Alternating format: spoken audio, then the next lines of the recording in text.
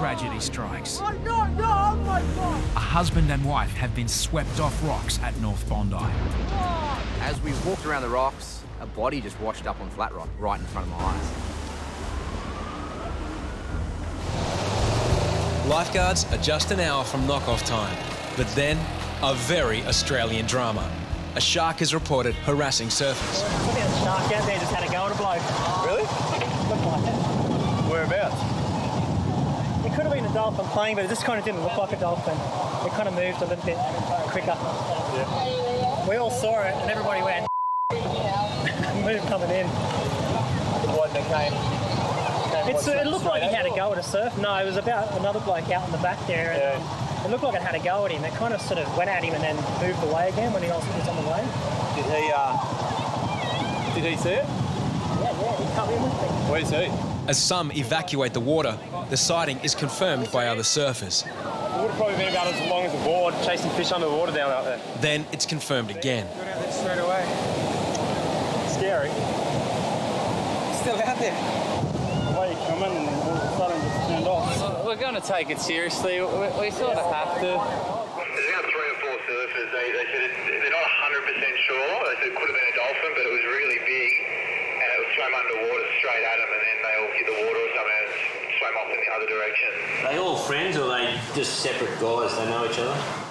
No, they don't know each other. That's a bad sign. With 4 independent witnesses, Hoppo decides it's no joke. But should he panic thousands of swimmers or risk a shark attack itself? Surely fall forward. Yeah, that's right. They knew each other. It could be a gag if they don't know each other. Better get 4 random people.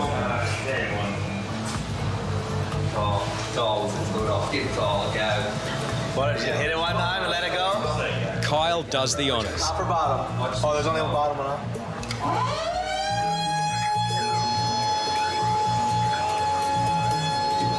Attention everyone out in the water. We just had a shark sighting.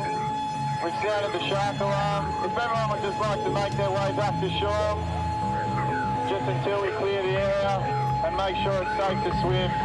The shark net across Bondi only provides a deterrence. Shark sightings inside the net are not uncommon. Today we just had a sighting of a shark. One by one. Would you please all return to shore?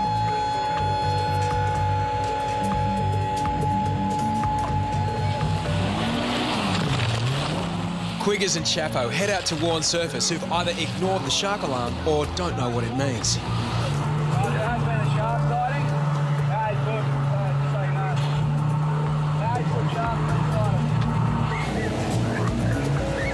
You realize that they are always here, and most of the times you don't know, but they actually are very close. We heard the alarm and we screamed out, "Shark, shark!" Yeah, majority of the time the sharks will swim through, and you may not even see them half the time, you know, but there might be one hanging around. There's a lot of fish around at the moment, so you never know. There could be one just hanging around feeding this time of the night. We'll do a search for probably 15 minutes. They'll go up and down just to check it out, and once it's all clear, we don't see anything, we'll let pretty much everyone get back in the water again. If lifeguards find the shark, they'll use the jet ski to try to chase it out to sea. I didn't see anything. Plenty of fish. It doesn't deter the surfers, as you can tell. They just want to know how big it is. Anything over 10 foot and they might get out. But yeah, I think we can probably give the all clear. The all clear is signalled and the lure of the surf becomes irresistible.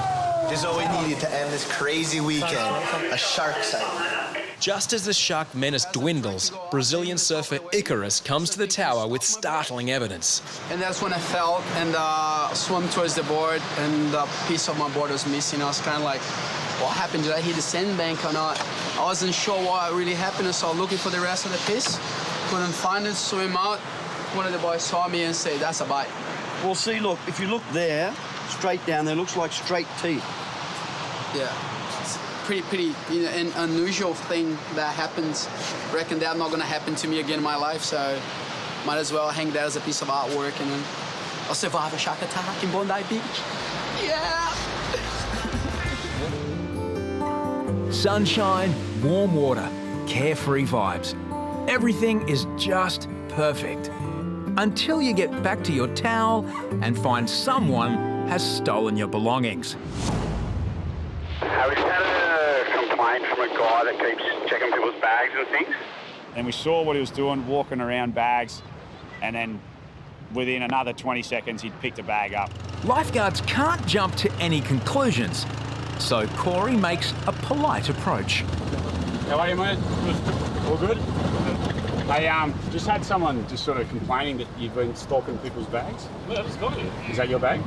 Yeah. I just got it. I just want to make sure, just because someone brought it to our attention, that's all. I probably just walked the beach down there, that's it.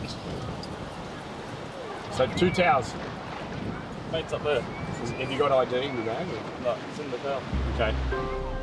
You could just see like the way he was answering, and he was starting to get a little bit hesitant with his answers, and I just knew too well that he's just straight up lying. So where's your car keys? He's got it. He drove it. You said it was your car. You said we drove. You said it was your Commodore. He drove. Is it? We got a Commodore. Oh, you can come up and see the car. Yeah. Lifeguards have no special authority to arrest the man. Harries calls police. We've got a bag thief down. He's been stealing a lot of bags. He's just been picking up everyone's stuff along the beach. I'll give you a mate. Hold this. Just over there. The man drops the bag and says he will come back with his friend. Amateur detectives Corey and Jethro aren't falling for the trick. Are we letting him go? Because he's out of here, mate. We've ID'd him. One of the lifeguards is chasing him now up onto Campbell Parade. And then all of a sudden he just turned, and he started bolting. I was like, right. And he's turned on me like as if he was going to go, and I was like, mate, you can run as far as you want, as long as you want. I said, but I'll run you down, mate. I'll just keep running behind you. Sure enough, the thief, overweight and unfit, runs out of stamina. And he's like, you're harassing me. I was like, mate, I'm just walking with you. Local undercover police arrive on the scene. All good, mate. Thank you. Stop. Yeah. Oh, have a seat. From the police, mate. Bondi Beach, okay? At this point in time, you're under arrest for stealing. Okay, understand that? Mate, that guy's face was priceless. He was just sat there and was like, oh, I'm done. To secure a conviction, police collect evidence. Sweet, good job. Thanks for that. Thanks for that. We'll let you know the result in a couple of weeks. Yeah, too easy. Shut up. 1 hour later, a man approaches the tower, shirtless and unable to locate his belongings. Missing a bag. Came out of the surf and went to look for it and went missing. Only found my thongs, so... His description matches the bag stolen an hour earlier. We won't let him get away. We had it down here, so... No. Whatever we could do to stop him. It's his buddy. Jake got all of his belongings back. The thief got a conviction and a fine.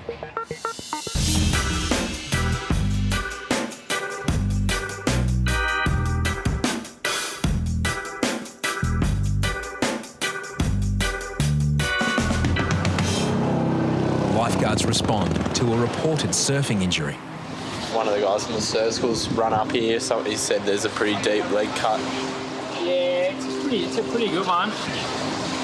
You're going to need to go to hospital. Yeah, I know. So, we might call an ambulance for you. It's probably the best thing. French tourist Mateo is the victim of a fin chop. Mateo's razor-sharp fins slice deep into his thigh. All lifeguards can do is dress the wound and stem the bleeding. He didn't hit any arteries or anything, which is lucky. Lifeguards check for nerve damage. Right, can you move your toes for us? Just try and move. You can move your toes and everything. All right. It's a major wound. Luke must monitor pain, shock and blood loss before paramedics arrive. Rhino, how's it all going there? You need an ambo or anything?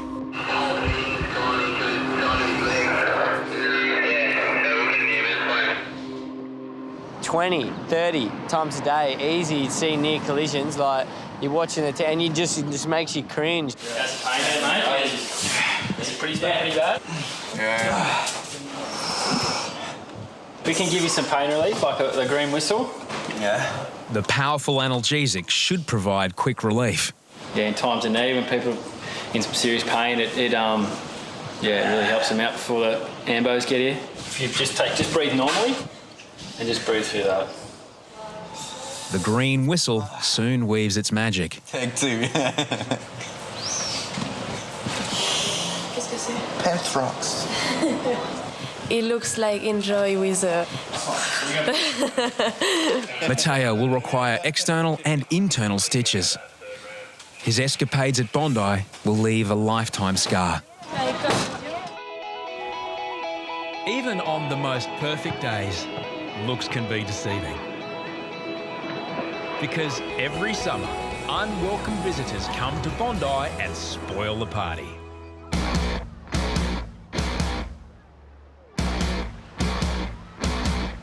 This year is the most amount of blue bottles I've ever seen on Bondi. It got ridiculous some days how many blue bottles were on the beach.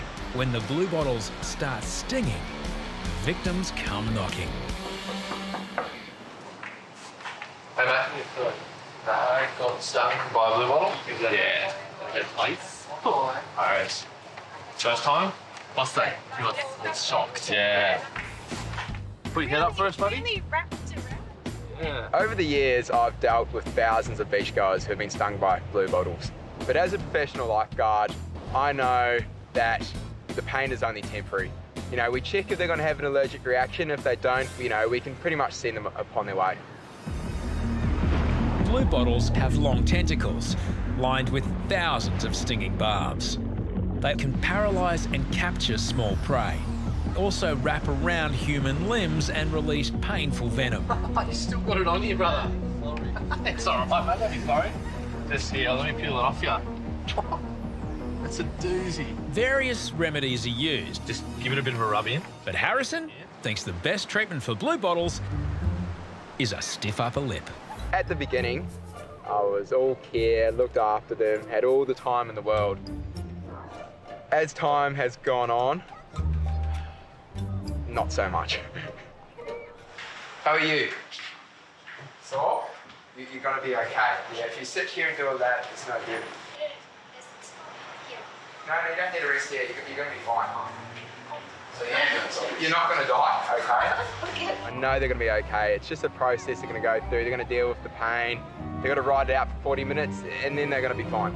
Walk normal, walk normal. Yes. It's not that bad. Practice, don't. Doing a Hollywood. He may not think blue bottles are a big deal, but how long has it been since he's been stung?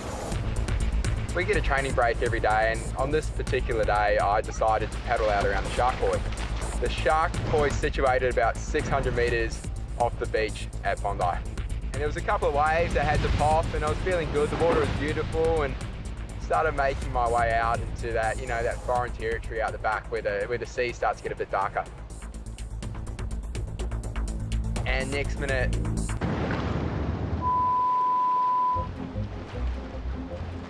you know when you feel that tentacle wrap around your arm, you know you're gone. And I just knew, once I get back in, I'm gonna be in an hour of pain. He got stung, eh? Do you reckon? Yeah, he told me his arm. Blue bottles travel together in large swarms, so where there's one, there are usually hundreds. Do you reckon he just paddled through a swarm of them? Louise, eh? I just knew straight away, I'm gone. I'm gone. I look down and there are blueies wrapped all over me. I'm surrounded by blue bottles right now. I'm in the biggest cluster. When beachgoers are stung, lifeguards are full of compassion. Oh, it's on my leg. When it's one of their own, it's another story. What's he doing? He's sitting on his board. Do you reckon there's ball? He's picking them off his ball. Harrison may be a half a kilometre out to sea, but signalling for help isn't an option. I know the boys are watching me. I can't put up my hand and ask for Jessica to come out. Seriously, if I did that, I reckon they'll take the job away from me. After thousands of people I've just told, oh, it'll be all right, you've just been stung, it'll be fine in half an hour. They've come back to get me. Mate, I got hammered. Did you know there's the biggest cluster out there? Nah, where was it? Mate, just past the shark, mate. I've got about 10 blueies on me. Oh, mate, under there. Harrison may be treating people stung by blue bottles a little differently from now on. karma came back to sting me. Oh, this is karma for me being so blunt to everyone else being stung on the beach. Oh, mate. I'm sorry to anyone out there who I kind of ushered away in pain, but yeah, I fully learned my lesson that day. And from now on, if someone's been stung, come to me and I'll have all the time in the world for you. Oh, far out. We had a weather forecast that showed we were going to get an ex-tropical cyclone move down the coast, combined with some nice weather. A beautiful sunny day with 8-foot surf. It's really dangerous. The full impact of the cyclone swell is clearly visible on the rocks at North Bondi. On an ordinary day, this is a common place for teenagers to meet. Ben Buckler's a rock platform that's at the northern end of the beach. It's a popular place for sunbaking and jumping off the rocks. It is a bit of a tourist destination and people love to go down and have a look at it. In big swell, Ben Buckler is no place for playing around. It can lull you into this false sense of security. You get these big sets coming through, and in between, there's not a lot of wave, and all of a sudden, what looks like a freak wave will come, and that's basically what happened on Saturday.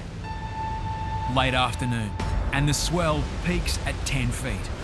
But the period between the waves is deceptively long. This alert tone went through and we heard North Bondi, so myself and Jake immediately looked over towards the Ben Buckler area and noticed people up on the point pointing out to the ocean. A call comes through to the tower. Minutes earlier, an eyewitness filmed two people venturing out onto Ben Buckler Headland. Oh my God! Got a call on the phone saying that there was an unconscious patient in the water off the back of Ben Buckler. So myself and Beardy launched a ski. Went to the boat ramp and I immediately saw a lady who had cuts all over her legs. And so I just went straight up to them and started asking questions, and that was the lady who had been knocked over and was missing her husband. We knew we were in for a difficult task. You know, the ocean was aggressive, the rocks make it even more of an unfriendly environment, and we knew that timing was pretty critical. The clock's on for survival. The lifeguards are desperate for information about the missing man. But his wife is Russian and doesn't speak English. As it happened, somebody spoke Russian, so I had an interpreter. I basically asked her, can you show me where you went swimming, or can you show me where you were? As we went to start walking to go and pinpoint this area. He's now been in the water for over 10 minutes. As we walked around the rocks, a body just washed up on flat rock right in front of my eyes. My initial reaction was, oh my God, there's a body right in front of us all. I've got to go and get it, and I'm by myself. The emergency services were up on the hill, and I'm not even sure if they saw it. So I went to go and get it, but the next wave washed the body back into the water. The risk of brain damage becomes more likely after approximately 5 minutes without oxygen. It is critical we get in the water and start conducting that search. You know, he's still got a chance, so we're going to sort of do everything in our power to try and bring him back. We sort of restarted our search around that area, and Beardy jumped off with a mask and some fins and sort of was swimming around. More police and paramedics arrive. This is now the most critical rescue of the season. It's very confronting to know that you're about to jump in the water and you're looking for a body, and there's a very good chance that you're going to find him. I had to tell the other boats to move away from me, because if I'm diving under and I have a boat buzz over the top of me and hit me, well, I'm just another patient. Between them, Jake, Beardy and Chapo have over 40 years of lifeguarding experience. It was just a really dangerous position because it was on flat rock and there's 8-foot sets coming through. So visibility was almost zero. The water was murky. You see a shape and your heart rate's going through the roof. You're coming up, you're hearing the crowd. It's really amazing how your senses just start tuning into everything. I've got the waves washing in my face, and I decided to go down, This is where I'm confronted with the gentleman who's stuck on the rocks. I try and grab him, but I can't seem to free him. I have to yell out to Chapo, you need to give me a hand, I can't grab him. Me and Chapo are able to free the gentleman. And there's a lot of current pulling against us, and there's so many things that are working against you.